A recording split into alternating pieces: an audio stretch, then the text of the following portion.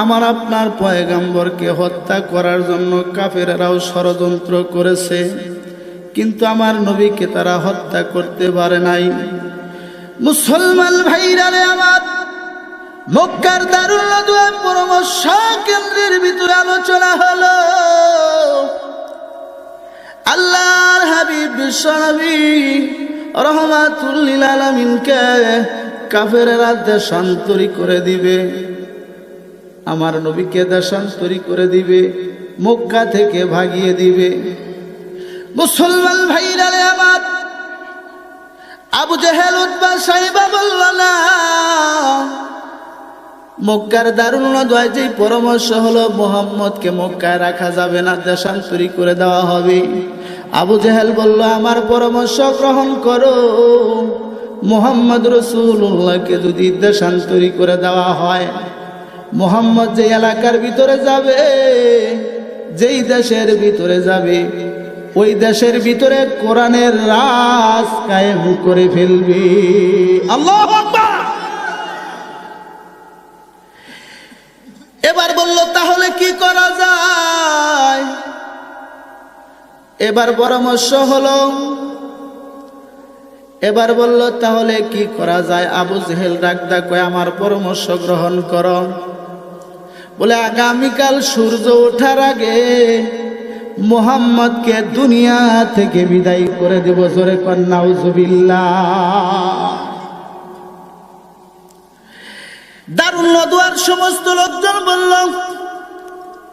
যদি মুহাম্মদ সাল্লাল্লাহু আলাইহি ওয়াসাল্লামকে দেশান্তরী করে দেওয়া হয় অথবা নবীকে যদি মেরে ফেলা হয়, আব্দে মানাবের গোত্রের লোকেরা তো আমাদেরকে ছেড়ে দিবে না। ও দুনিয়ার মুসলমান, আবু জেহেল বলল, তাছাড়া আমাদের বিকল্প কোনো পন্থা নাই। আগামীকাল সূর্য ওঠার আগে মুহাম্মদকে দুনিয়া থেকে বিদায় করে দিব। এবার ওই যে নব দেশের শয়তান হাতে তালি দিয়া বলল, বাহ বাহ, কত সুন্দর কথা, এই না হলো আমাদের লিডার। ও দুনিয়ার মুসলমান, এবার নব দেশের শয়তান ডাকতে বলল, এই কথার উপরে কেউ কোনো কথা বলতে পারবে না। বলে, মুহাম্মদকে হত্যা করা ছাড়ার বিকল্প কোনো পন্থা আমাদের কাছে নাই। ও দুনিয়ার মুসলমান, দারুল নদওয়ার সমস্ত লোকজন বলল, যদি মুহাম্মদকে কতল করে দেওয়া হয়, কে করবে মুহাম্মদকে হত্যা?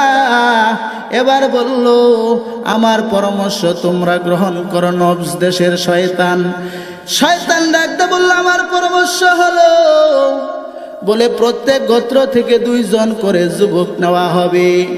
যদি প্রত্যেক গোত্র থেকে 2 জন করে যুবক নেওয়া হয়, তাহলে কোনোদিন আর এই প্রশ্ন কেউ আমাদের সামনে তুলবে না। দুনিয়ার মুসলমান ভাইরা রে আমার,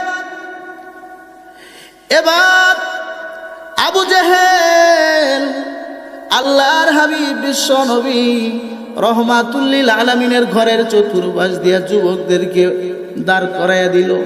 মুহাম্মদ যেই মাত্র ঘর থেকে বের হবে, অমনি মুহাম্মদের উপরে আক্রমণ করবা, মুহাম্মদকে দুনিয়া থেকে বিদায় করে দিবা। আল্লাহ রাব্বুল আলামিন হযরত জিবরাইল আমিনকে ডেকে বললেন, জিবরাইল জলদি করে যাও, আমার হাবিবকে জানাইয়া দাও, আমার বন্ধুকে জানাইয়া দাও, মক্কার দারুল নদওয়ায় যতগুলো কথা হয়েছে, যতগুলো পরামর্শ হয়েছে, আমার হাবিবকে জানিয়ে দাও। হযরতে জিবরাইল আমিন নবীজির কাছে হাজির হয়ে গেল। এবার জিবরাইল আমিন এসে ডাকদা বলে, ইয়া রাসূলুল্লাহ, ইয়া হাবিবাল্লাহ, আল্লাহ পাক রব্বুল আলামিনের সালাম গ্রহণ করুন। আমি জিবরাইলের সালাম গ্রহণ করুন গো নবীজি। মক্কার দারুল নদওয়ার ভিতরে এমন পরামর্শ হয়েছে, আগামীকাল সূর্য ওঠার আগে আপনাকে তারা হত্যা করে ফেলবে। নাউজুবিল্লাহ। এবার জিবরাইল আমিন ডেকে কয়, নবী গো, যে খবরটা আগে দেওয়া হয়েছিল, আজকে সে রাত। ও নবীজি, আপনি রাতের বেলা ঘর থেকে বের হবেন, হিজরত করবেন মদিনার দিকে।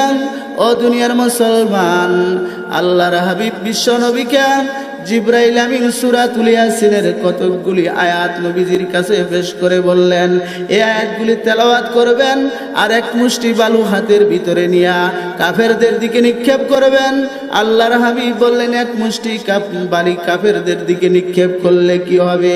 বলে ছিটিয়ে দেওয়ার দায়িত্ব হলো আপনার, আর তাদের চোখে পৌঁছিয়ে দেওয়ার দায়িত্ব হলো আমার আল্লাহ।